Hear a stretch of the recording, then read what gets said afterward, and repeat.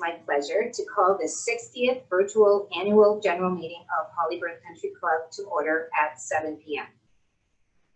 I would like to warmly welcome everyone to this evening's first ever virtual AGM. I hope everyone is safe and healthy. These are certainly unusual times for all of us. I ask for your patience this evening while we navigate through our first virtual AGM. It really isn't how I thought I would chair my first AGM. Given our new environment, we made a few housekeeping changes. All members will be placed on mute as they join the meeting. And if you have any questions resulting from the AGM, you may email your questions to Marta Jones at mjones@hollyburn.org. All questions will be considered, and we will endeavor to answer your questions in a timely manner following the AGM. Also, this meeting is being recorded. Thank you all so much for your patience this evening. It is greatly appreciated. I am pleased to begin the meeting by presenting the Board of Directors. On the Executive Committee, we have Nancy Chapman as VP, Rose Keith as Secretary, Kevin Smith as Treasurer, and Tom Dielschneider as Past President. The Board of Directors are John Bishop, Matt Bradshaw, Greg Delvigio, Guy Elliott, Mitch Foster, Cameron Hunter, Scott Murray, Amir Kordad, Stephen Retschlaffner, Roz Sayej-Nadad, and Elaine Wong. Also here this evening is Hollyburn's management team. We have Ed McLaughlin, CEO, Clark McKenzie, CFO, Catherine Cowden, CXO, Ernest Bacho, COO, there's a lot of O's, Gavin Hamblin, Director of Engineering, and Marta Jones, who is our fabulous Executive Assistant. Also present this evening is Tom Bailey, our Legal Counsel. Appropriate notice of this annual general meeting has been provided in accordance with our bylaws, Section 5.3, Section 60 of the BC Society Act and Province of BC Society AGM COVID-19 Bulletin. I invite Rose Keith, Secretary, to read the notice of this annual general meeting.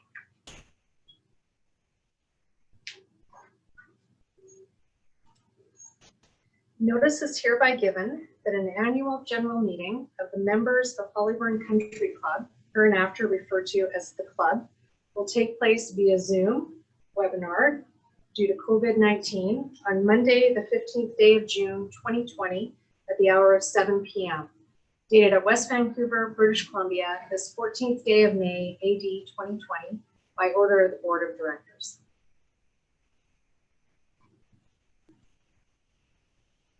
Thank you, Rose. The next item of business is the report of the Credentials Committee. Based on information in our bylaws, Section 5.7.1, the quorum for this AGM is set at 128 members entitled to vote, present in person, via Zoom, or by proxy. The following members have registered as voting members as of 7 p.m. on Monday, June 15, 2020. For a registration of 135 voting members. I therefore declare a quorum is present. The next business in order is to approve the meeting standing rules as provided. The meeting standing rules were sent to the membership on Friday, June 12th and are available on the website. We need a motion to adopt the meeting standing rules as provided. Nancy Chapman, seconded. Kevin Smith. We will now take a vote. Please answer the poll on your screen.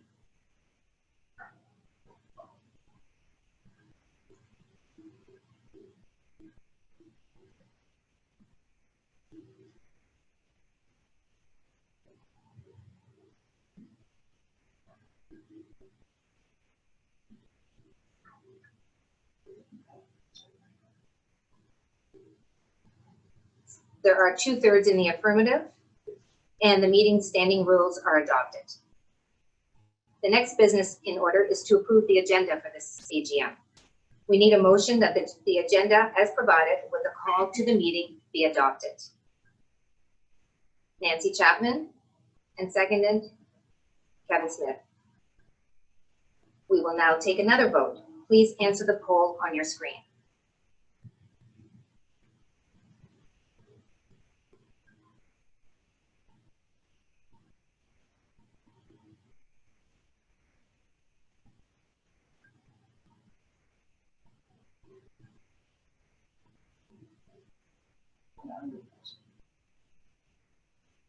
There is a majority in the affirmative, and the agenda is adopted. The next item is the appointment of the Minutes Approval Committee. I appoint the following committee to serve this annual general meeting. The Minutes Approval Committee are Malcolm Hunter, Tom Reeves, and Mark Worthy. This meeting is now properly constituted. We have established a quorum. We've approved the meeting standing rules and the agenda, and we have appointed a Minutes Approval Committee. The next business in order is to approve the 2019 AGM minutes. The minutes of the June 10th, 2019 AGM have been posted on the website. I need a motion to adopt these minutes as circulated. Nancy Chapman, Kevin Smith. We will now take another vote. Please answer the poll on your screen.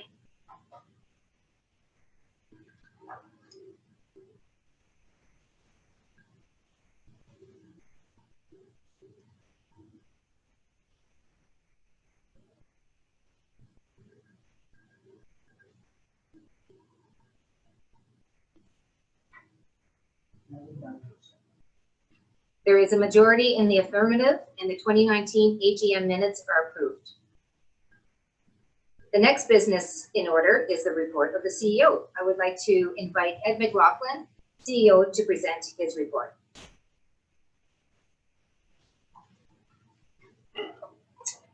Thanks very much, Carol.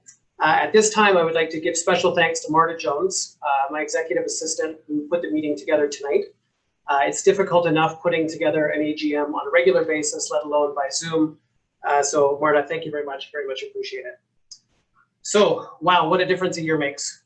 Last year at this time, the bar and grill was full as we all watched the Toronto Raptors win the NBA championship. No one could have predicted what lied ahead of us and how all of our lives would be impacted by COVID-19.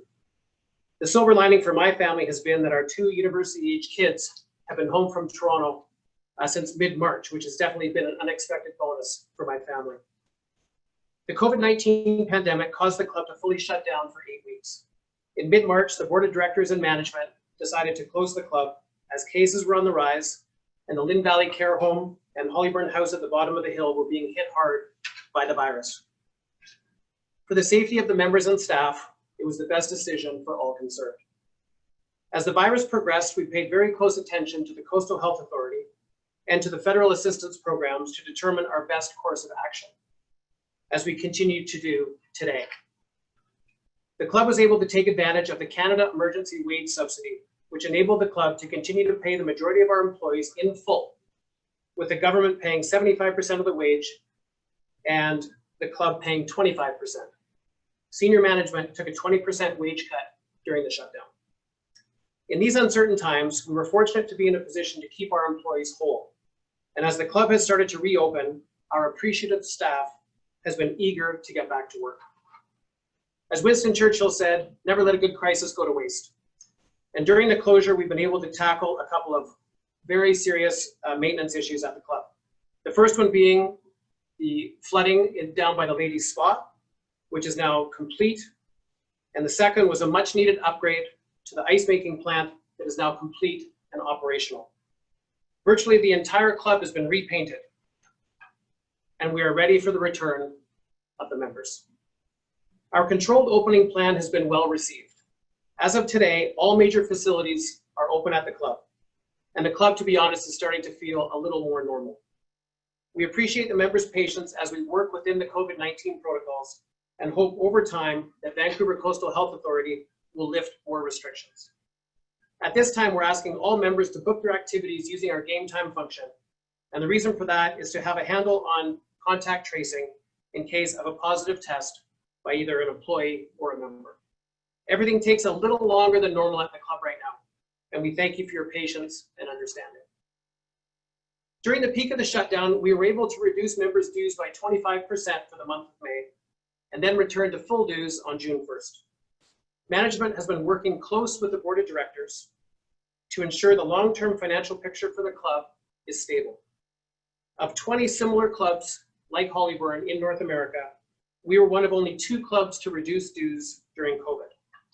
Local clubs like Capilano and the Arbutus Club maintained full dues throughout the pandemic. Our staff has done a great job keeping the members connected to the club by developing our Hollyburn at Home feature, which consisted of online exercise classes, our curbside takeout program, and fun member events like the Thursday night trivia. Member feedback has been very positive, and many of these programs will continue post-COVID. While COVID-19 is on everyone's mind, it really only impacted the last month of our fiscal year. With our year ending March 31st, the financial impact is actually more on this fiscal year than on the last. Our treasurer, Kevin Smith, will cover the financial performance of the club in his report. I would like to say, however, that we had another very strong year in membership sales, bringing in $4.2 million in entrance fees compared to a budget of $2.5 million. These entrance fees have given the club the ability to pay down our debt ahead of plan and to complete projects like the tennis bubble and our new pickleball courts without additional borrowing. I believe strongly that membership sales will continue to be brisk, as Hollyburn will be able to provide a safe, controlled environment much easier than public facilities can do. Going forward, the future of the club is bright. The club is in very good financial position with a strong balance sheet as we stay committed to our value of continuous improvement. While Plan 2020 missed approval last year by 47 votes on Design Element 1, the board has completed a member survey for feedback and will continue to look at new ways to improve our food and beverage facilities. Members are engaged, and from many club discussions, what our food and beverage facilities, Members are engaged, and from many club discussions, members want our food and beverage facilities to improve. When the club's business operations normalize, more ideas will be introduced to the membership for feedback. Improving food services is the club's #1 strategic priority. I want to thank all the members for another great year at the club. Your senior management team is as strong as it's ever been, and we look forward to continue to work on your behalf. Please stay safe and sound with your families, and we look forward to seeing you at the club whenever you are ready to return. Thank you.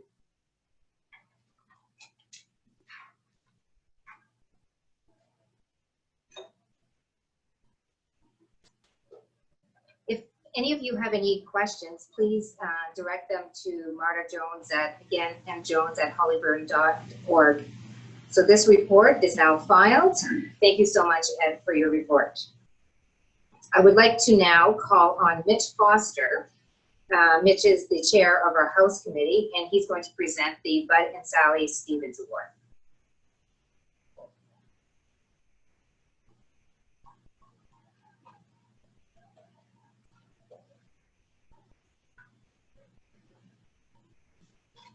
Good evening. Before I present the Bud and Sally Stevens report, the House Committee also approves the Junior Athletics Awards. And I would like to just quickly state who those are. In hockey, we have Cohen Armstrong. In karate, Elena Andres. The swim team, Quincy Bender. In tennis, Jack Davison. In figure skating, I apologize if I don't get this right, Marya Chetkovich. Badminton, Marcus Joe. And in squash, Jasper Creek. Congratulations to all those junior athletes. On top of the Junior Athlete Awards, one of the pleasures of being on the House Committee is approving and presenting the Bud and Sally Stevens Trophy. This is awarded every year to a member or members that have contributed to the club in an outstanding fashion. And everybody in the past years has contributed and added so much to the club to make it the special place that it is. This year, I'm happy to say that the mother-daughter team of Alex and Juliet Emlyn are being awarded the Bud and Sally Stevens Award. They have consistently contributed their time and efforts to help promote and support the badminton program at Hollyburn for many years. Alex has been the badminton committee chair for the last 8 years, and during her tenure, she has boosted the enthusiasm and numbers for the badminton programs from youth to adult programs. She has taken the Hollyburn badminton team to provincial and national levels, along with Coach Julia Chen, of course. She promotes team building, such as several social and team building occasions throughout the year. The adult participation has increased substantially under her lead as chair. She also has served in the past as a member of the board of Badminton BC for 3 years. She volunteers and devotes countless hours towards organization of annual badminton junior club championships and other badminton tournaments and social events. And she facilitated the branding of the Hollyburn badminton team Hawks, logo banners and team uniform. Her understudy, her daughter Juliet, started lessons in the junior program when she was 9 years old and has continued training and competing into her grade 12 year this year. Despite her, if I'm not mistaken, she has won at least once, if not more than once, the Junior Athlete Award in badminton. Despite her busy training schedule over the years, she's helped support the coaching of the younger players in the junior classes and summer camps on a regular basis. This is remarkable, I suggest, given her busy schedule with school and her badminton training. She also comes back and returns and assists with the coaching and other things with the badminton program. She puts on fun tournaments and adult social play in the club. She has also served as the junior representative on the badminton committee for 2 years. She has been an excellent role model for all the players by demonstrating that she can train and compete and still give back to the badminton community and programs. Normally we have the members say something. Unfortunately, that's not going to happen tonight, so I will just say that it is members like the Emlyns who give much of their time back to the club that really enhances the experience of all of the members. And I am proud to present to them this award. I wish I could hand you a trophy right now, but I assume you're watching, so congratulations.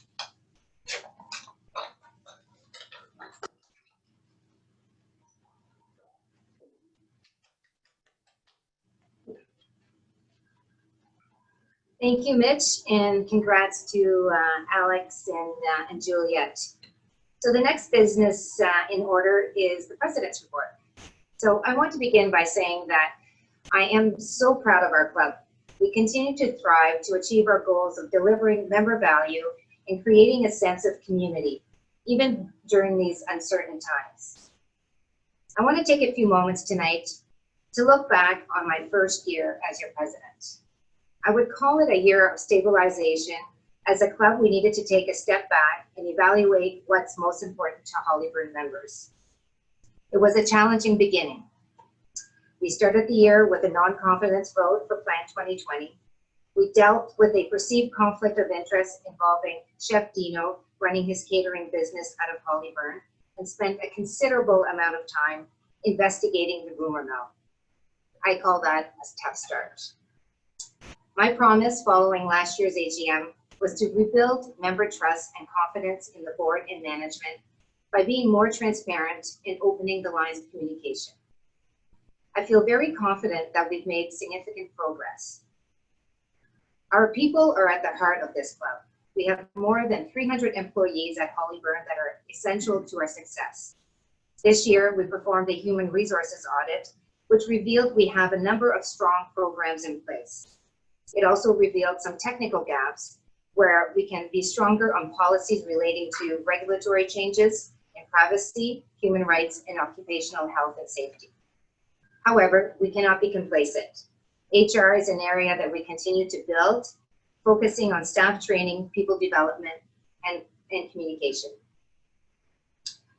We're also focused on board governance. We began the year with a presentation by Stephen Holmes on elements of good board governance. It provided a clear understanding of the roles and responsibilities of the board and management. We also spent considerable time documenting the club's governance processes and corporate policies. An exercise will continue throughout this coming year.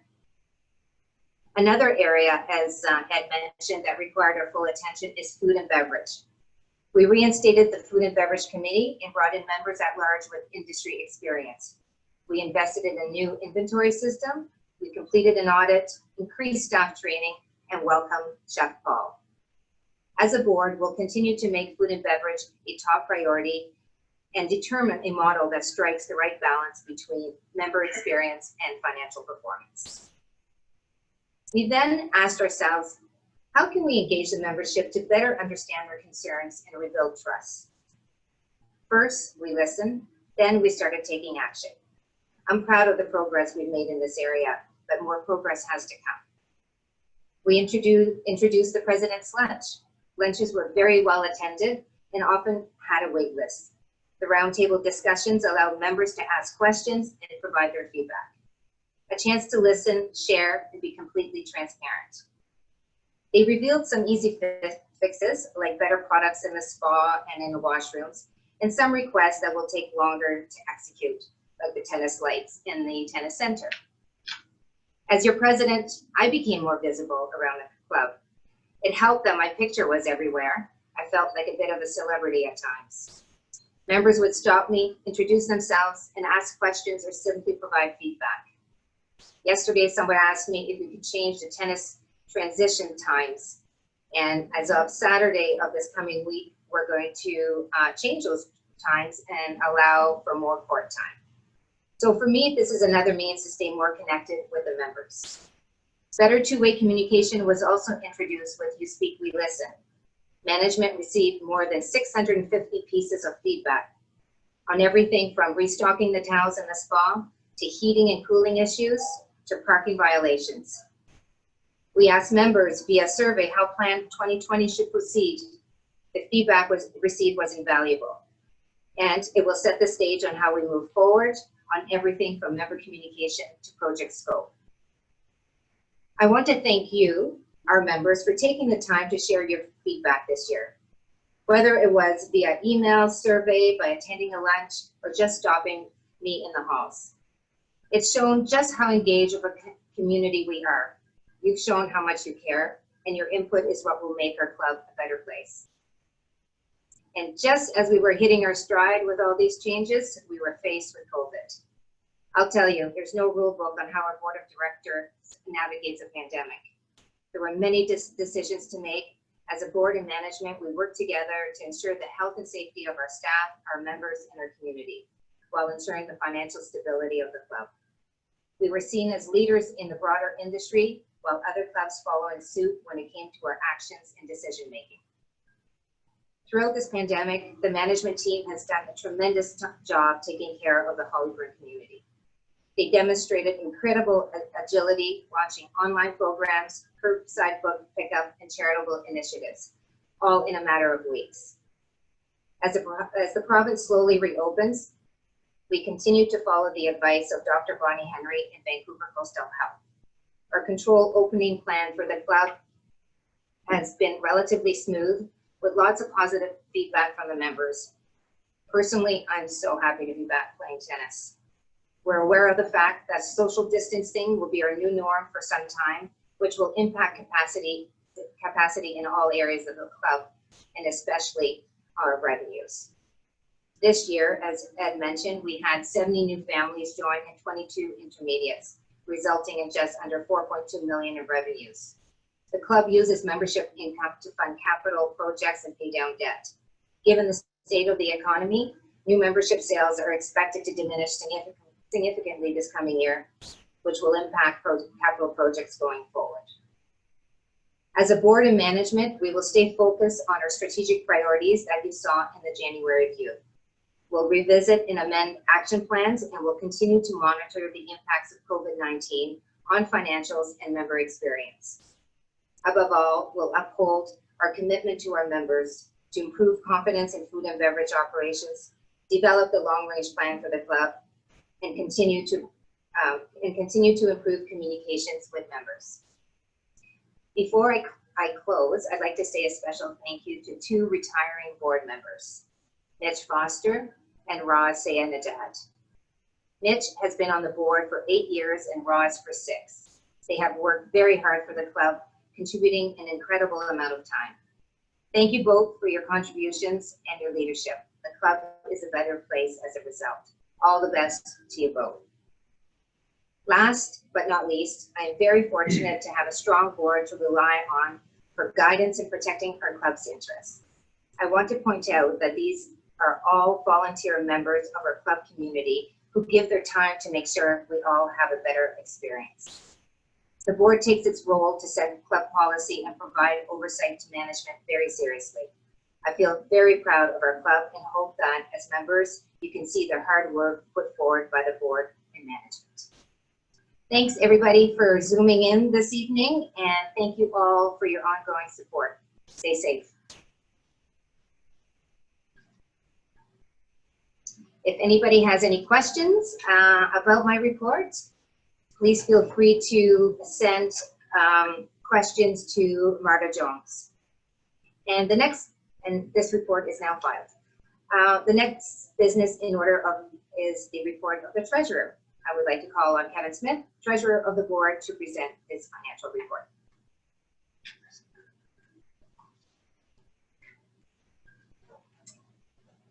Thanks, Carol. Good evening, everyone. I'm pleased to present the financial results for our club for the year ended March 31st, 2020, as well as serious implications for people's health. COVID-19 is significantly impacting the club business. On March 11, 2020, COVID-19 outbreak was declared a pandemic by the World Health Organization, and the province of British Columbia declared a state of emergency on March 17, 2020. The recommendations, restrictions, and advisories of the Government of Canada led to a temporary closure of the club as of March 13, 2020, and therefore will have an impact on the club's business going forward. Full estimated effects of the closure are not determinable at this time, but the board of directors and club management are working hard to limit the financial effects as much as possible. Club's audited financial statements provide greater detail. Please find following a brief summary of the fiscal year. The club's total revenue, including entrance fees, was $24 million for fiscal 2020. This was 6.1%, or $1.4 million increase over last year's fiscal year ending March 31st, 2019, of $22.6 million. The club is a member-funded society under the Societies Act of British Columbia, and a non-profit organization. Therefore, every year, the club budgets a break-even net operating contribution before interest expense. In fiscal 2020, the club had a net operating loss of $96,000, or 0.5% of net operating revenue. As one would expect, the closure of the club due to the COVID-19 pandemic on March 13, 2020 had a negative impact on the club's 2020 financial statements. The club has applied for the Canadian Emergency Wage Subsidy, which has allowed the club to continue to employ its employees with full pay during these uncertain times. Before the closure, the club was on path to have a net operating loss of under $50,000 for the fiscal year, or 0.25% of operating revenue. But due to the loss of revenues, the net operating loss increased to $96,000, which includes the estimated Canadian Emergency Wage Subsidy to March 31st, 2020. Going forward, the board of directors and club management are exploring all options to limit club expenditures while keeping the club up to the members' expectations. The club collected $4.2 million in entrance fee revenue, with 93 new memberships being sold to a budget of $2.5 million. As Carol alluded, revenue from new memberships are used to pay for new capital expenditures and debt servicing. The club was able to decrease the debt outstanding by $1.3 million in fiscal 2020 to $6.5 million at March 31st because of the continuation of higher than budgeted new entrance fee revenues. At year end, the club's mortgage matured and the club refinanced $6 billion of principal and 3 mortgages with varying maturity dates of 1, 2, and 3 years. The club spent $1.1 million in capital expenditures, which included the creation of 4 new pickleball courts and the basketball half court. The club also finished on budget the construction of the new lower tennis bubble, which was open for play in the fall of 2019. The strategy of the club's capital expenditures is continually improve the club for the benefit of the members and to attract new membership. With the new tennis bubble and the availability of 4 additional indoor winter courts, 12 versus 16, the club's tennis revenue increased by 20% to $1.3 million. The fitness programs and personal training continued to be strong this year, with revenues of $1.5 million compared to a similar amount last year. Aquatics also continued to success with revenues of $587,000 compared to a budget last year, or last year results of $581,000. Food and beverage had a challenging year. The bottom line was on course to improve by 15% over last year before the onset of COVID-19 and the closure of the cup. With the closure, the loss in food and beverage increased to $387,000 in fiscal 2020 from $374,000 in fiscal 2019. The increase in food and beverage loss is due primarily to labor and benefits increasing by 2.4%, while sales remain constant with last year. The club is a big and daunting place that requires continuous maintenance. Fiscal year 2020 required $1 million of maintenance and upkeep of the club's buildings and property, which is only 1.2% increase over fiscal 2019. All in all, fiscal 2020 was a solid financial year, with the club's revenue over all expenses being a positive contribution of $1.3 million compared to $500,000 last year. Hollyburn is committed to being fiscally responsible while meeting the needs of members of all ages. We deliver exceptional member experiences by continuously improving our services, facilities, and programming. Pursuing the club's vision will ensure that the club is a premier athletic facility that provides exceptional recreational, competitive, and social opportunities in a safe, respectful, friendly, and family-oriented environment. KPMG, the club's external auditors, completed the fiscal 2020 audit and issued an unqualified or clean audit opinion on the club's financial statements. I would like to thank the members of the Finance Committee, John Bishop, Matt Bradshaw, Guy Elliott, Joe Lopes, Terry McDonnell, Scott Murray, and Elaine Wong for their volunteer time, work, and direction over this past year. If there's any questions or comments, please direct them to Marty Jones at Hollyburn. This report is considered filed. I need a motion now to accept the auditor's report. Thanks, Guy. Thanks, Stephen. Now we'll have a vote. Please answer the poll on your screen.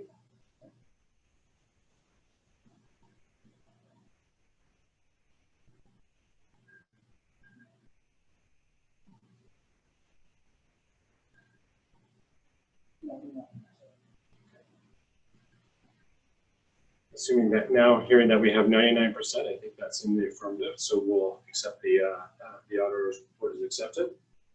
The next order of business is the appointment of the auditors for fiscal 2021. I'm going to make the motion. It is moved and seconded that KPMG be appointed auditor for Hollyburn Country Club for fiscal 2001, and the board of directors be authorized to fix the remuneration of their services. Please answer the poll on your screen.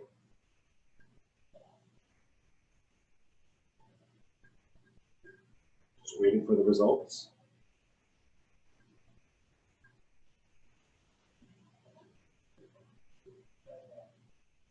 Perfect. Majority in the affirmative, and KPMG has been appointed auditors for Hollyburn fiscal 2021, and the board of directors will be authorized to fix the information for these services. I will pass it back.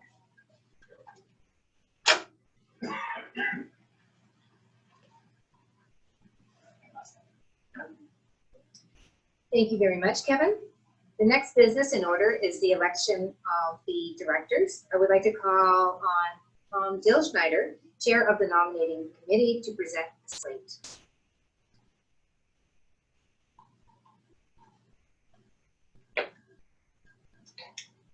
Thank you, Carol. Good evening, everyone. As past president of Hollyburn, it is my privilege to hold the responsibility of building and maintaining a strong board of directors. I don't do this alone. The nominating committee consists of the past president, the club president, club vice president, and 2 members at large. I would like to thank the committee, and in particular, our 2 members at large, Joe Lopes and Julie Cross. This year we have a group of returning directors standing for re-election. I ask them to wave as I read out their names. Matt Bradshaw, Greg Del Biggio, Guy Elliott, Carol Fraser, and Elaine Wong. And I'm very pleased that we have 2 new candidates for director positions. I will ask them to wave as well, Wendy Pollock and Joanne Weiler. We require a vote to approve the slate of directors. Please answer the poll on your screen.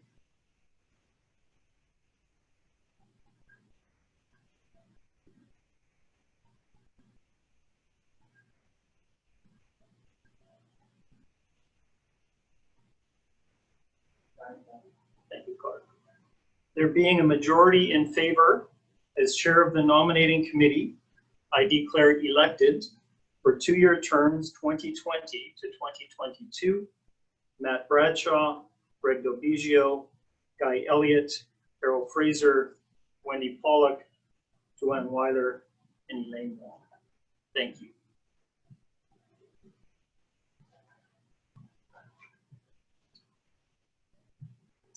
Thank you, Tom, and welcome to Wendy and Joanne. So we have one final order of business this evening, and that's to adjourn the meeting. I would like to thank all of those who assisted with the organization and preparation of this virtual AGM. It all went pretty well despite the circumstances. And thank you to the members for your attendance and cooperation. As I said at the beginning, these are unusual times and we have all adapted very well. Stay safe and stay healthy. The draft of this meeting will be posted on the website within 30 days. There will also be a video posted this evening of the meeting. There being no more business to come before this assembly, I declare the annual general meeting of the Hollyburn Country Club to be adjourned. Good evening and thank you.